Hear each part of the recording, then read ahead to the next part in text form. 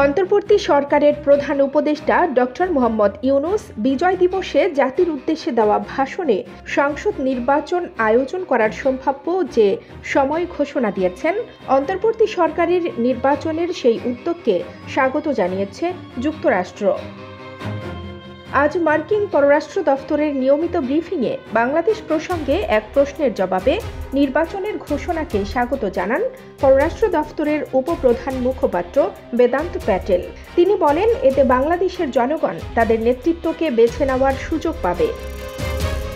গুমের ঘটনায় শেখ হাসিনার জড়িত থাকার প্রমাণ পেয়েছে গুম কমিশন। এ বিষয়টি নিয়েও কথা বলেন মার্কিন এই উপপ্রধান মুখপাত্র। 16 ডিসেম্বর সকালে অন্তর্বর্তী সরকারের প্রধান উপদেষ্টা অধ্যাপক ডক্টর মোহাম্মদ ইউনূস জাতির উদ্দেশ্যে দেওয়া এক ভাষণে বলেন, 2025 সালের শেষ থেকে 2026 সালের প্রথমার্ধে দেশে জাতীয় নির্বাচন হতে পারে। নির্বাচনের রূপরেখা তুলে ধরার সময় ডক্টর ইউনূস বলেন, যদি অল্প কিছু সংস্কার করে ভোটার তালিকা নির্ভুলভাবে তৈরি করার ভিত্তিতে নির্বাচন সম্পন্ন করতে হয়, তাহলে 2025 সালের শেষের দিকে নির্বাচন অনুষ্ঠান হয়তো সম্ভব হবে।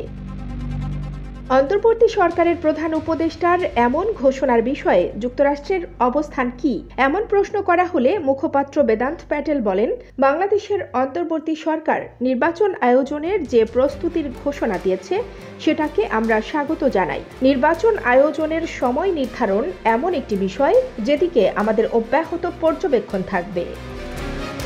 পুরো প্রক্রিয়া জুড়ে আইনের শাসন, একইভাবে গণতান্ত্রিক মূলনীতির বাস্তবায়নকে আমরা উৎসাহিত করছি। পুরো বিশ্বের শান্তিপূর্ণ উপায়ে অবাধ ও সুষ্ঠু নির্বাচন আয়োজনের পক্ষে আমাদের অবস্থান। গুমের ঘটনায় সাবেক প্রধানমন্ত্রী শেখ হাসিনার জড়িত থাকার প্রমাণ পেয়েছে গুম কমিশন। বাংলাদেশে গুমের ঘটনায় জড়িতদের বিরুদ্ধে যুক্তরাষ্ট্র এর আগে নিষেধাজ্ঞা আরোপ করেছে। এ বিষয় নিয়ে আপনার মন্তব্য কি?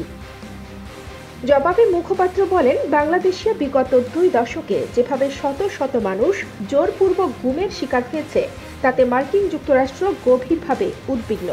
জোরপূর্বক গুম হচ্ছে মানবাধিকারের চরম লঙ্ঘন। গুম ও আটক করে রাখার কারণে ভুক্তভোগীর পরিবার মানসিক যন্ত্রণা এবং অনিশ্চয়তায় ভুগেছেন। এসব অপরাধ তদন্তে অন্তর্বর্তী সরকারের নেওয়া পদক্ষেপকে যুক্তরাষ্ট্র স্বাগত জানায় উল্লেখ করে তিনি আরও বলেন, গুমের শিকার ব্যক্তি এবং তার পরিবারের সদস্যদের জন্য ন্যায় বিচার নিশ্চিতে, স্বচ্ছ বিচার প্রক্রিয়া নিশ্চিতের জন্য আমরা আহ্বান জানাই। কানিজ ফাতেমা, খবর সংযোগ।